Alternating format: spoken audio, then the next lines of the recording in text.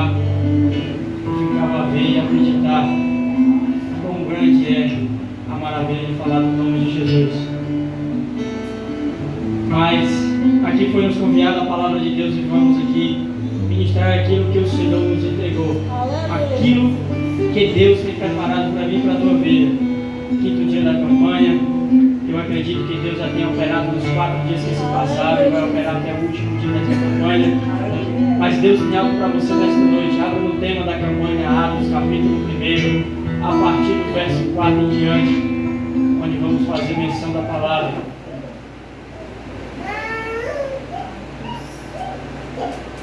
Aleluia, Jesus.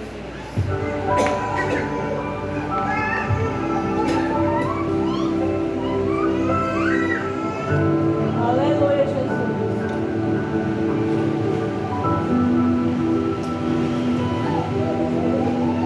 Aleluia, Jesus.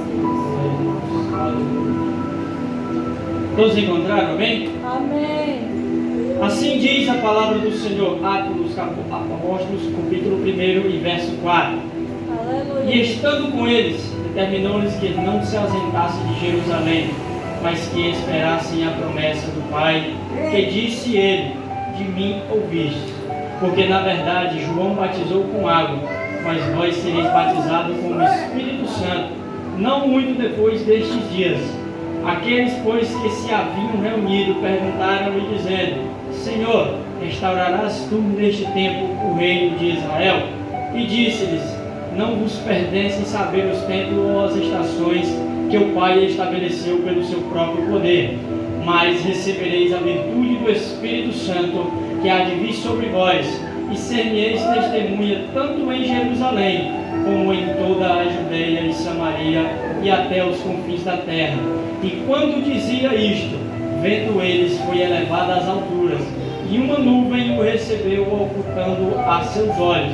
E estando com os olhos fitos no céu, enquanto ele subia, eis que junto dele se puseram 2 varões vestidos de branco, os quais lhe disseram: varões galileus, por que estáis olhando para o céu? Esse Jesus que dentre vós foi recebido em cima do céu, há de vir assim como para o céu vistes ir. Então voltaram para Jerusalém do monte chamado das Oliveiras, o qual está perto de Jerusalém, à distância do caminho de um sábado. E entrando, subiram ao cenáculo onde habitavam Pedro e Tiago, João e André, Filipe e Tomé, Bartolomeu, Mateus, Tiago, filho de Alfeu, Simão, o Zelote, e Judas, filho de Tiago. Todos estes perseveraram unanimemente em oração e súplicas com as mulheres, e Maria, mãe de Jesus, e com os seus irmãos. Bem, podeis assentar dando glórias ao nome de Jesus.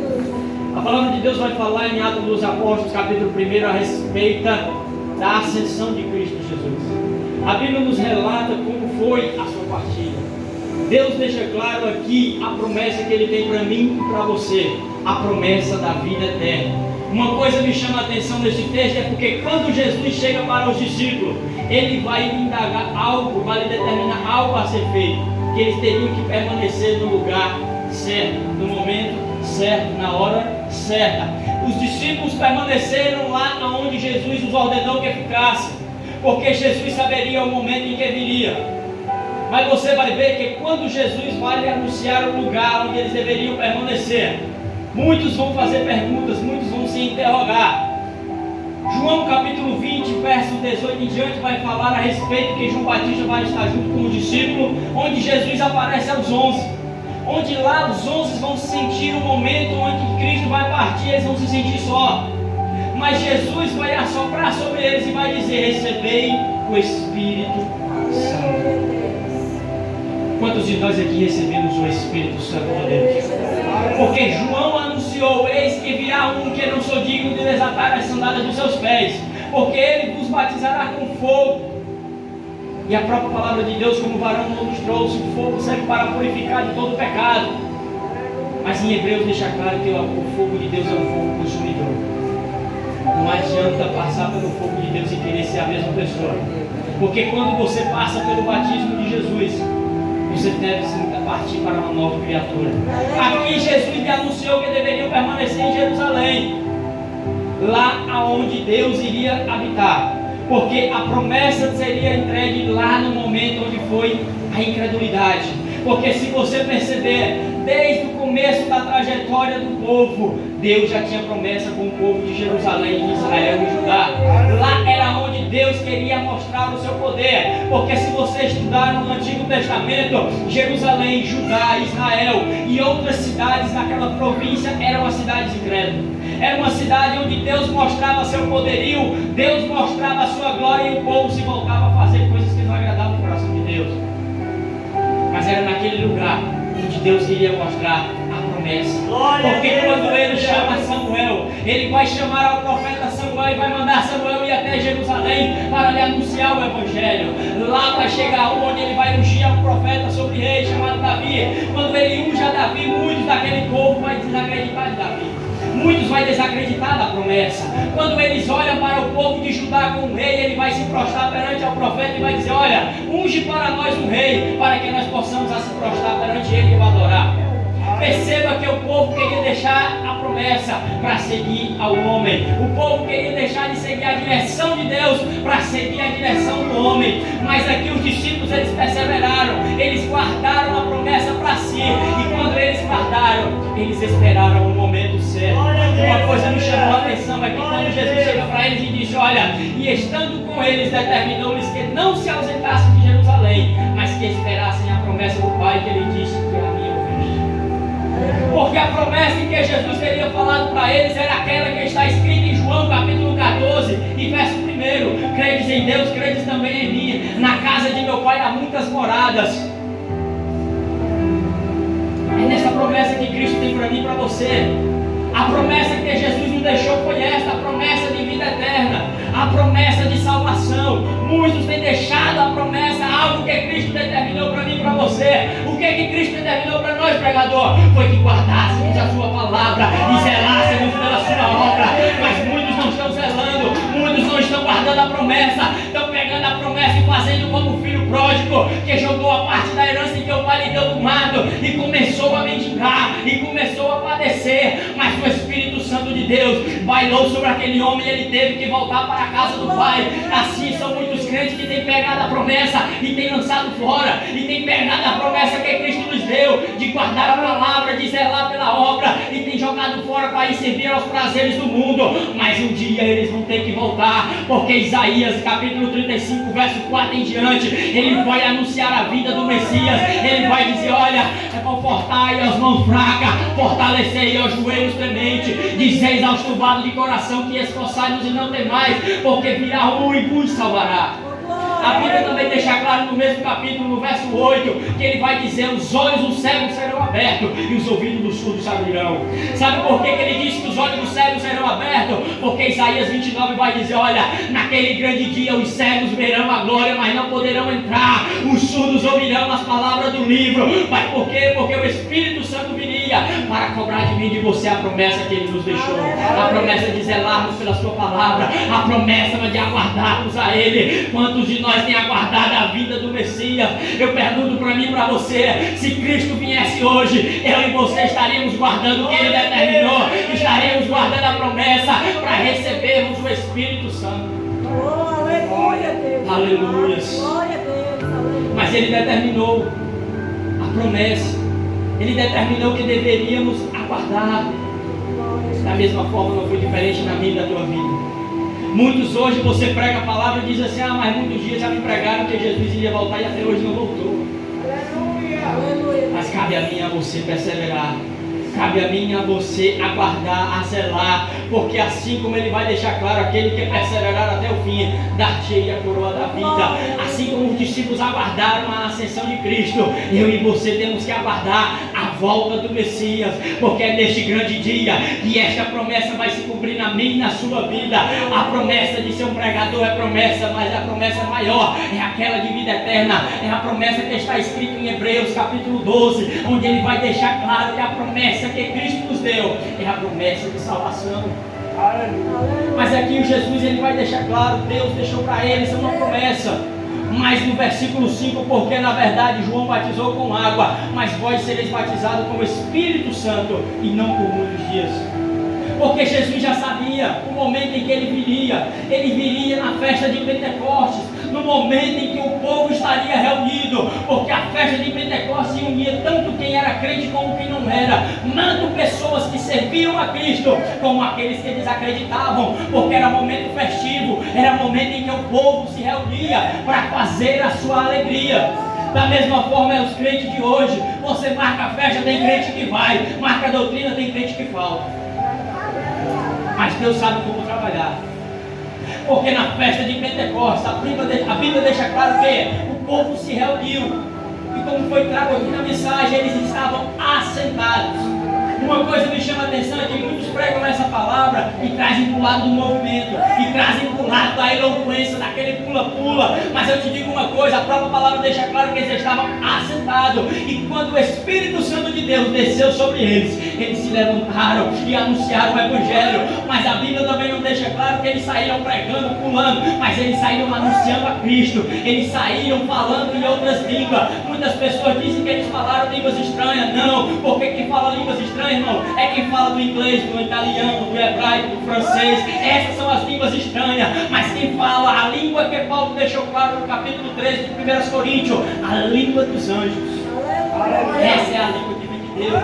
Mas aí, os discípulos, eles estavam, aleluia, glória a Deus. Os discípulos estavam lá reunidos, sentados, e desceu sobre eles o Espírito Santo e começaram a anunciar o Evangelho. A própria palavra deixa claro que eles começaram a se maravilhar e se escarnecer deles, dizendo: como pode esses homens anunciar este Evangelho se nós conhecemos a sua língua e eles falarem outras línguas? É porque quando o Espírito Santo de Deus usa, ele habita no meio de qualquer lugar, ele habita, ele sabe como agir. Mas aqueles homens estavam esperando a promessa, eles estavam esperando o Redentor. E aquilo que desceu sobre eles não foi o homem, mas foi o Espírito Santo de Deus. Aleluia, Jesus. E quando eles começaram a anunciar, a própria palavra deixa claro que o apóstolo Pedro vai se levantar e vai coordenar aquele povo, vai disciplinar aquele povo e vai dizer: olha, eles não estão embriagados, mas estão cumprindo o que o profeta Joel escreveu em Joel capítulo 2, verso 26, que os velhos profetizarão, os jovens terão sonho.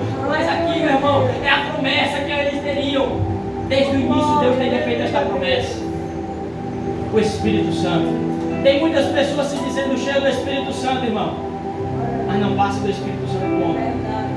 Porque o Espírito que é santo é como aquele que desceu sobre Pedro e João, quando eles vão ao caminho da porta chamada Formosa, quando eles vão ao templo para orar, no capítulo 4 de Atos dos Apóstolos.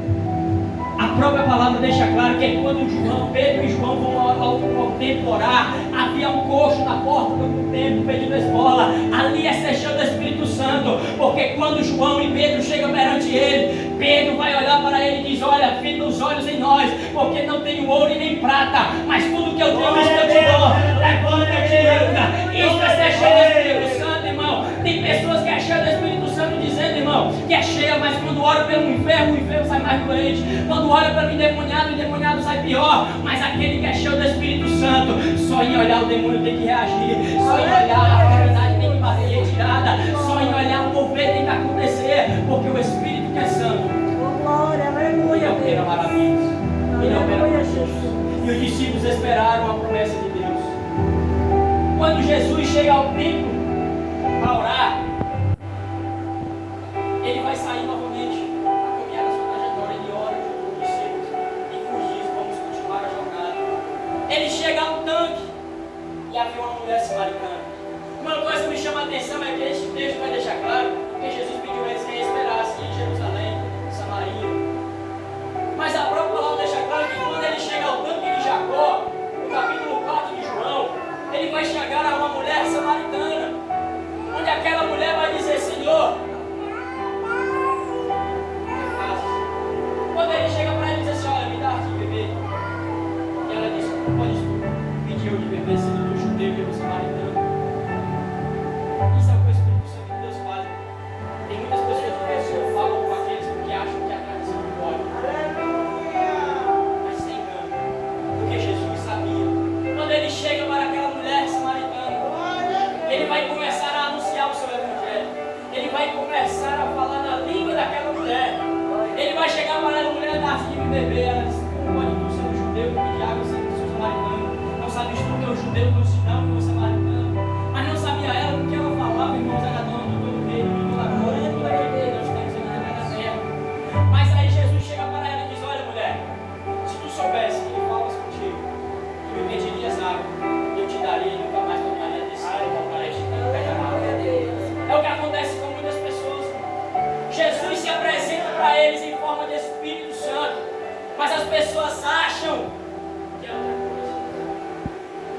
se afasta. E a mesma resposta que Jesus deu para ele, é que Jesus dá para eles. Porque os discípulos estavam no caminho de Emaús. Quando eles estavam no caminho de Emaús, a própria palavra de Deus deixa claro que Pedro olha para os seus irmãos e vai dizer: agora voltaremos a fazer as mesmas coisas, porque Cristo nos deixou. Mas não sabia ele que a todo momento o Espírito Santo estava ao seu redor, estava ali caminhando com eles, estava ali trabalhando, estava ali lutando, estava ali moldando a vida deles. E quando eles chegam até a cidade de Emaús, aí o Espírito Santo de Deus se revela a eles. Tem muitas vezes acontecendo isso na minha e na tua vida. Tem muitas das vezes acontecendo isso na minha e na tua trajetória. Discípulos andando, Jesus caminhando com eles, eles achando que estão sós. É o Espírito Santo dizendo: não é por aí, ele por aqui. É o Espírito dizendo que faz assim, ele fazendo outra coisa. Porque não estou guardando a promessa. Porque não estou fazendo aquilo que Cristo nos determinou a guardar em Jerusalém. Porque Jesus, quando chegou para a mulher samaritana, uma coisa que chama atenção é que ele diz: a mulher vai chegar para ele. Quando ele diz assim: olha mulher, traz-me aqui o teu marido, ela vai dizer assim: eu não tenho. Ele disse: disseste bem, porque tivesse 5 e agora o que tu tens ainda não é teu. Aí a mulher vai começar a conhecer Cristo Jesus e vai dizer: vejo que tu és profeta. Aí Jesus vai chegar para ela pedindo a sua adoração. Mas a mulher vai dizer: sim, eu sei que chegará um dia que adoraremos ao Senhor em Jerusalém. Mas ele diz: nem em Jerusalém, e nem em Samaria, nem onde devo chegar um dia que volta a me adorar isso. É o que está acontecendo nos dias de hoje. Nem em templos, nem em casa, nem na rua, tem pessoas adorando mais a Deus. Tem pessoas que estão sendo crentes de fachada. Mas o Espírito Santo de Deus determinou uma promessa: esperai-vos a sua volta. Os discípulos estavam lá esperando e viram a festa de Jesus. Será que da forma que eu e você estamos esperando, iremos contemplar a face do Deus? Mas aí ele vai deixar claro que ele viria para batizar com o Espírito Santo. Nicodemos vai ter uma dúvida sobre este Espírito Santo. Quando Cristo Jesus lhe apresenta que ele tem que nascer de novo, Nicodemos vai se sentir duvidoso, ele vai se sentir inseguro e vai perguntar: mas como pode eu, sendo velho, tornar ao ventre de minha mãe? Mas é o que acontece.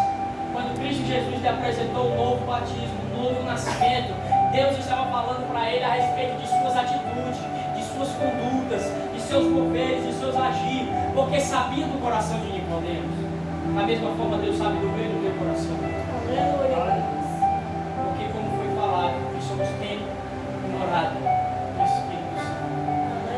E Deus não habita em templos. Deus não habita em templo que é hoje crente, amanhã é do mundo. Deus habita naquele que é fiel e aguarda a sua glória. Glória a Deus. E ele vai deixar claro também, no verso 6, e aqueles, pois, que se haviam reunidos perguntaram-lhe, dizendo: Senhor, restaurarás tu neste tempo o reino de Israel? Sabe por que eles fizeram essa pergunta? Porque se lembraram que Amós escreveu sobre Israel. Porque quando Amós escreve sobre o prumo, onde Deus traria o prumo sobre o povo de Israel, porque o povo tinha se rebelado contra Deus, eles se lembraram dessa promessa.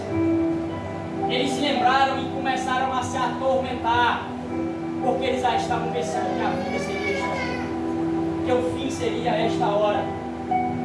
Assim tem muitas pessoas se perguntando como será no fim, se ele restaurará ou se ele vai lançar. Porque tem muitas pessoas, irmãos, que não sabem o lugar onde vai hoje, se é no céu ou se é no inferno. Mas Cristo Jesus deixa claro: nós devemos sim, crentes em Cristo Jesus, ele sabe para onde vai. Se você verdadeiramente hoje está fiel a Cristo Jesus, você sabe qual lugar onde você vai. Agora, se há algo dentro de você que lhe deixa duvidoso, arranque, jogue fora, porque a promessa ainda está de pé.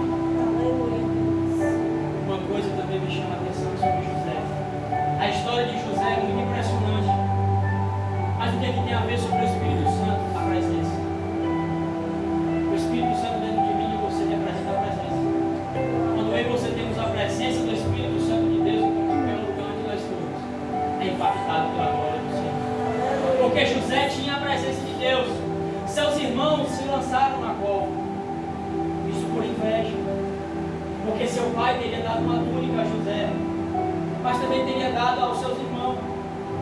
Mas por que eles lançaram José na cova? Porque a Bíblia deixa claro que quando José recebe a túnica, era diferenciada da dos seus irmãos. Porque a de José era manga longa, e a de seus irmãos era curta. A de José era colorida, e a de seus irmãos era uma costura. A de José, irmãos, não é que ela chamasse mais atenção, mas era pelo tamanho daquele que José tinha, que ele causava inveja nos seus irmãos. Porque o tamanho que Deus te usa é o que causa inveja no diabo na tua vida. O tamanho que Deus te trabalha na tua vida é o que causa inveja naquele que tem inveja. Glória a Deus, Sabe por quê? Porque os seus irmãos não tinham inveja do que José fazia, mas da túnica, porque era maior. Por isso que o que você faz de maior para Deus causa inveja daqueles que não têm mais Deus. José foi desta forma. A inveja do seu irmão fez com que ele fizesse na vida, sabe por quê? Que aquilo que você acha que é mal fez que torne bem para a família. Porque José achava que os irmãos deles estavam fazendo era mal. Mas aí Deus pega e começa a mudar a trajetória de José. O Espírito Santo de Deus desce sobre a vida de José e a Bíblia deixa claro que eles vão lhe vender para o Egito. E a Bíblia deixa claro que onde José plantou a planta do pé, foi abençoado. Foi lá onde eles pensavam que seria a derrota de José, que Deus o abençoou. Foi lá onde eles pensavam que lançariam José e nunca mais o veriam. Foi lá que eles tiveram que se reconciliar com a vida de José. Da mesma forma é na minha e na tua vida. O mundo olha para mim e para você e diz assim: Diácono, não tem mais jeito, você vai cair. Aí o Espírito Santo de Deus vai dizer: vai pegar, vem cá. Agora eu vou te modelar, agora eu vou te trabalhar. Aí sabe para onde é que ele vai te levar? Para o lugar da tua vergonha, lá para onde ele foi humilhado, para que possam ver a tua vida sendo resplandecente. Mas para isso você tem que anseiar a promessa, você tem que esperar, você tem que aguardar, você tem que buscar a promessa do Espírito Santo de Deus, porque a própria palavra de Deus deixa claro que aquele que não tem entendimento, que peça a Deus, ele vos dará. Aquele que ainda não tem a promessa, Deus ainda virá e vos entregará. Porque quando ele pergunta àquele que ainda não tem a promessa, irmão, não é que Deus não tenha dado a promessa a você, é porque você ainda não enxergou o caminho da promessa.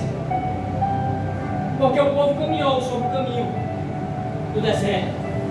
Deus fez a promessa a eles que eles entrariam na terra prometida. Pela incredulidade, pela responsabilidade que eles não tiveram com a obra, Deus fez com que eles trabalhassem mais 40 anos sobre o deserto. Eles caminharam, rodearam aquele deserto pela incredulidade, porque não quiseram enxergar o caminho. Porque a todo tempo Moisés lhe ensinava, a todo tempo Deus descia sobre a vida de Moisés e lhes passava as ordenanças, mas o povo não queria.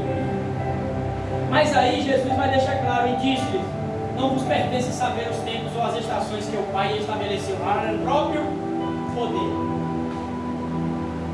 mas recebereis a virtude do Espírito Santo, que há de vir sobre vós, e ser-me-eis testemunha, tanto em Jerusalém, como em toda a Judéia e Samaria, e até os confins. Esta passagem, ela vai nos deixar claro que nós somos testemunhas de Cristo. Cristo deixou claro quando ele ensinava aos discípulos que nós seríamos suas testemunhas fiéis, não infiéis. Porque sabe por quê?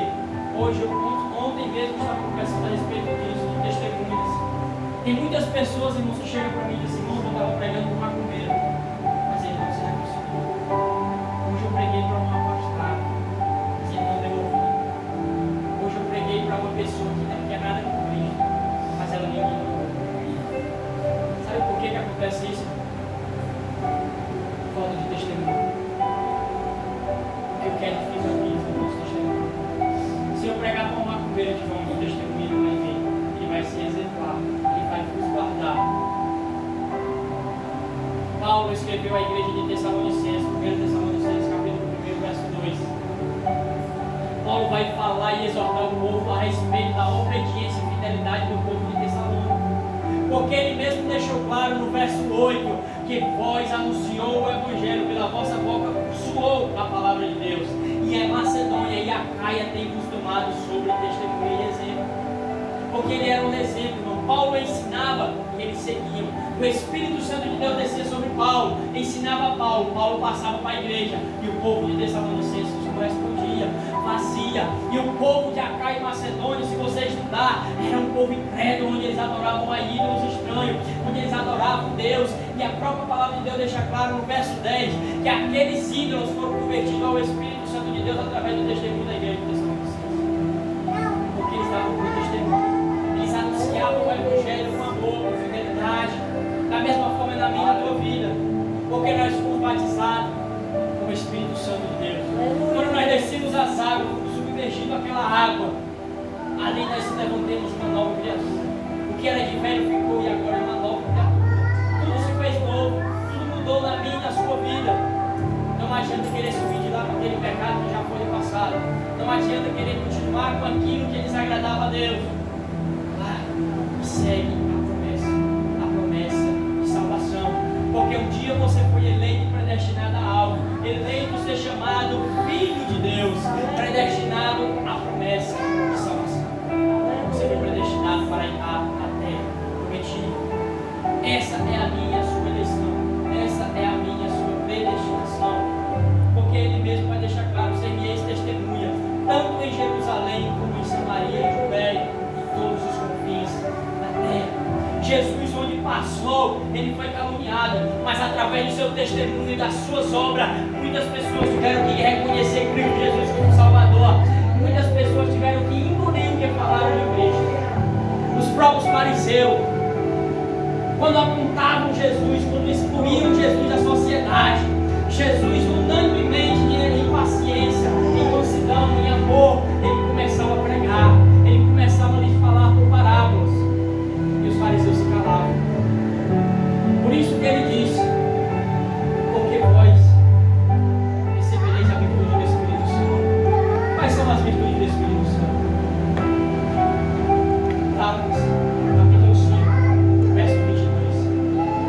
Os frutos do Espírito Santo: amor, fidelidade, obediência, mansidão, temperança.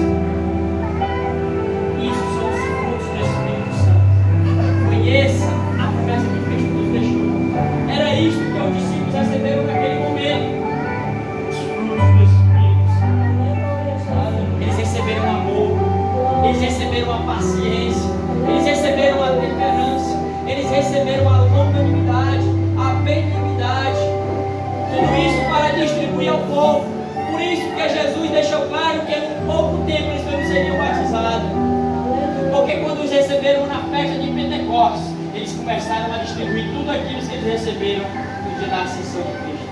Eles começaram a anunciar e entregar aquilo que eles receberam, a virtude do Espírito Santo. Eles começaram a entregar amor, eles começaram a entregar a longanimidade, a benignidade, a mansidão, a temperança. Tudo isso Ele entregou para o povo. Sabe por quê? Porque quando Pedro se levanta e começa a anunciar o Evangelho, a própria palavra de Deus deixa claro que eles perseverando nas doutrinas dos apóstolos.